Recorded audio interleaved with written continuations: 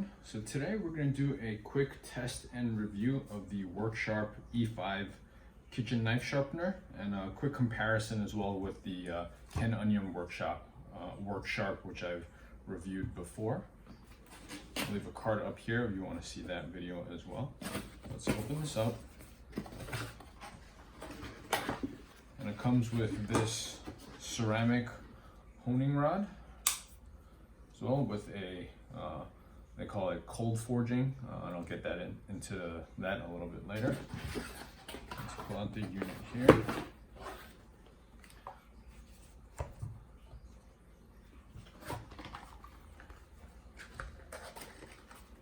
And so this only comes with one belt, and it's fixed at a 17-degree per side sharpening angle.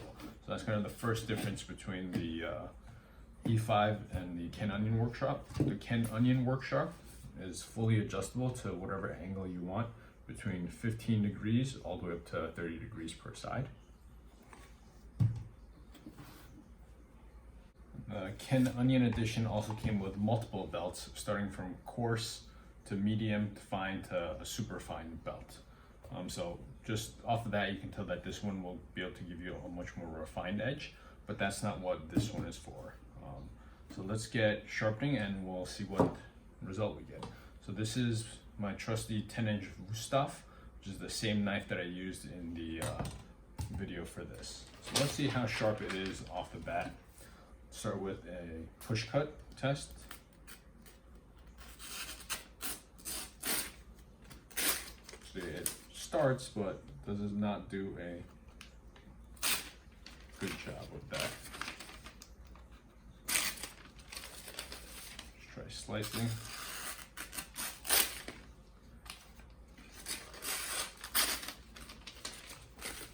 So not a sharp knife. Not completely dull. Probably serviceable in the kitchen, but marginal. All right, let's see how it does on the tomato here. Does not break skin. So definitely pretty dull. And let's get sharpening.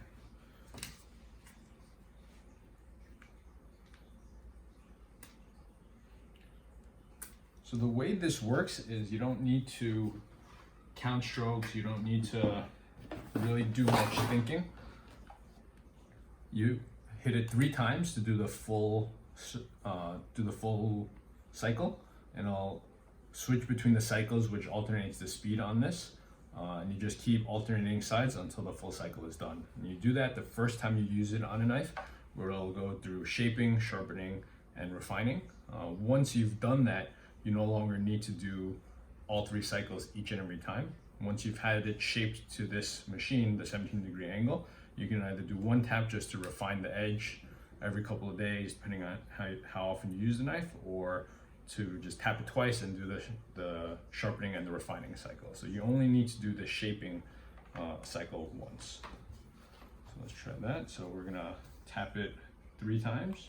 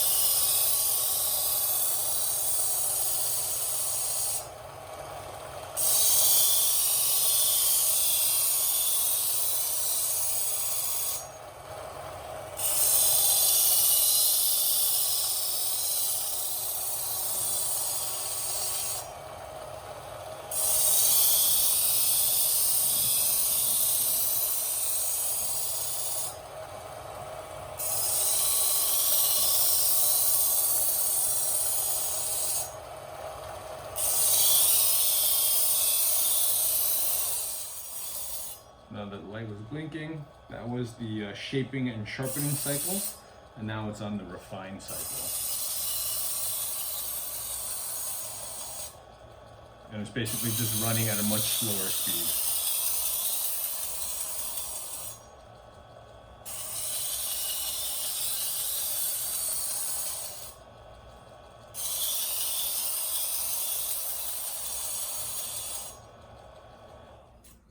And that's it. So again, no need to count sides, no need to really think about anything. You just click the button however many number of times depending on which cycle you want to use, and you just alternate strokes. So let's see what the end result was.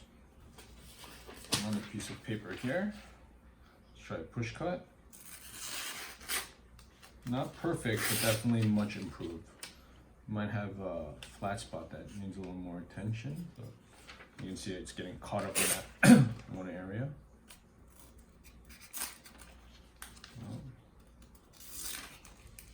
Still not great at the push cut.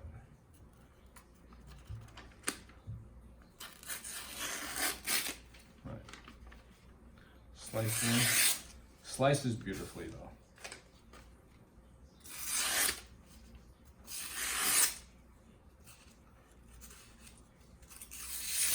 So it's not a laser, it's definitely sharper than it was before.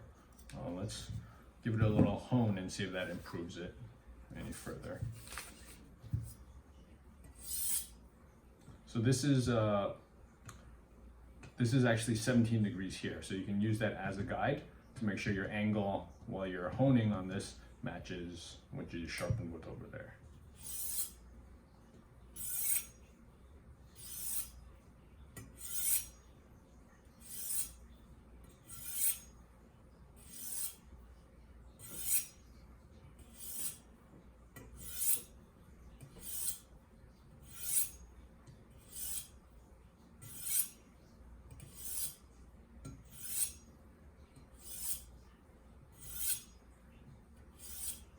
So that's 20 total, 10 on each side. Let's see if that's improved its cutting ability. Yeah, actually, it made a huge difference. You can see it easily push cuts through, slices beautifully.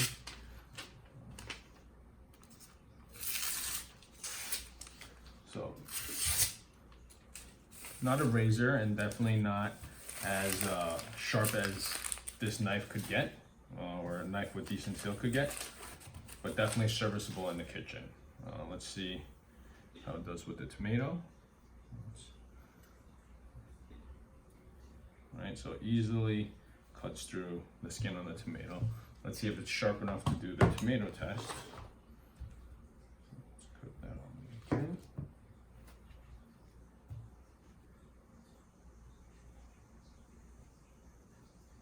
Kind of.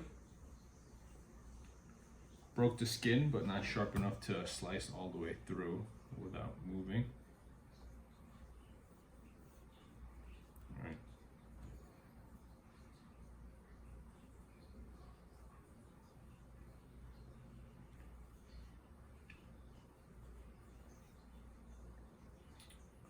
There you go. Did it thicker slice than I usually do, but let's try it again.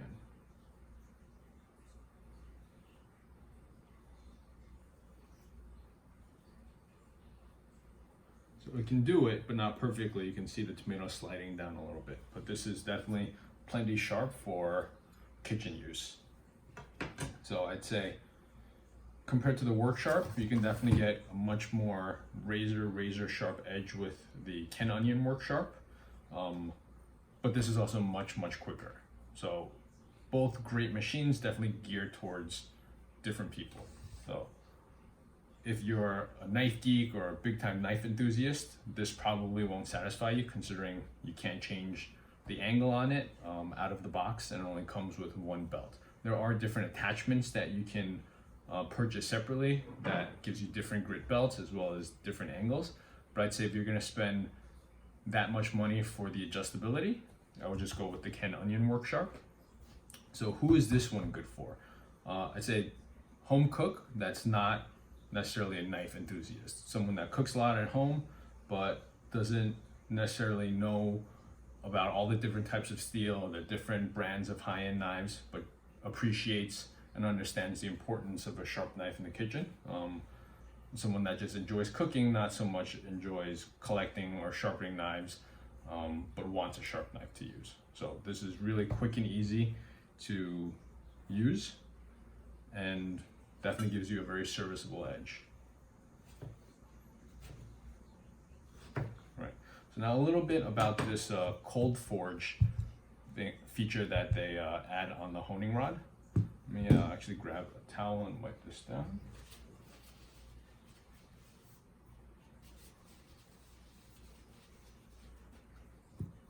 So that you're supposed to just put it on with moderate pressure, just pull it through once. And I definitely wouldn't do this on any of my high-end knives. So what this does is it actually creates micro serrations on the edge.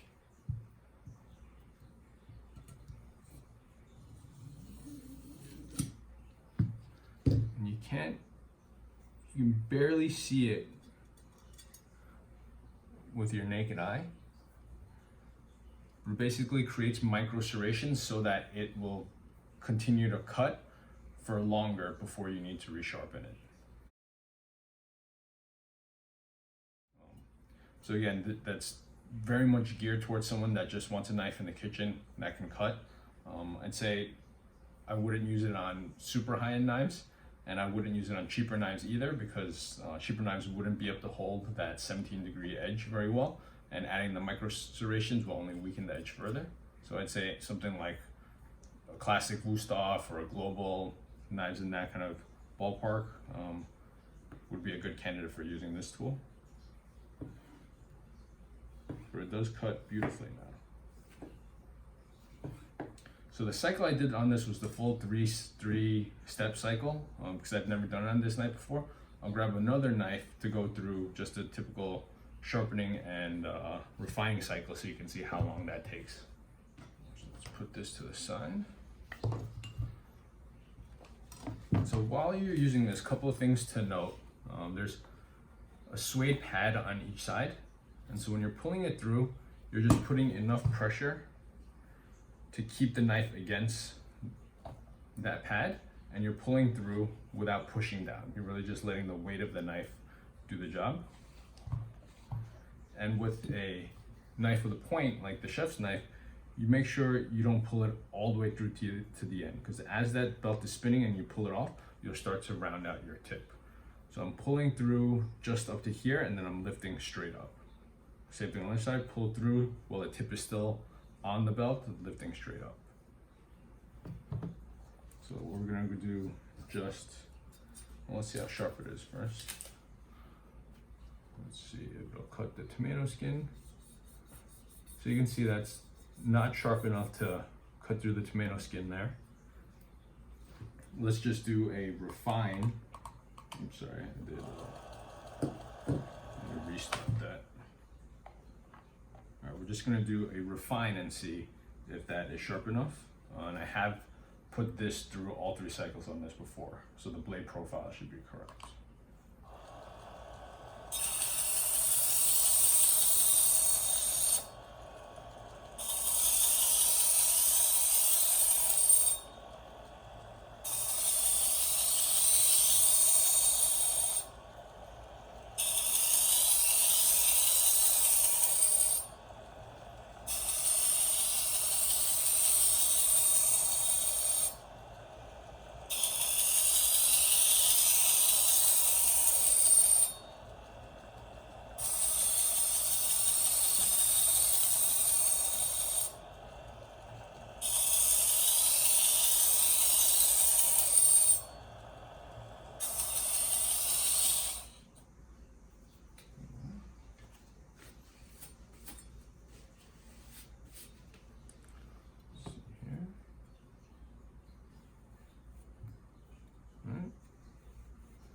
That does work. Once you do put it through all 3 cycles and you have the right profile to match the machine, once a week or however often, depending, once you start feeling it get a little dull, all you need to do, less than a minute, I'd say, through the refine cycle, and you have a working edge again.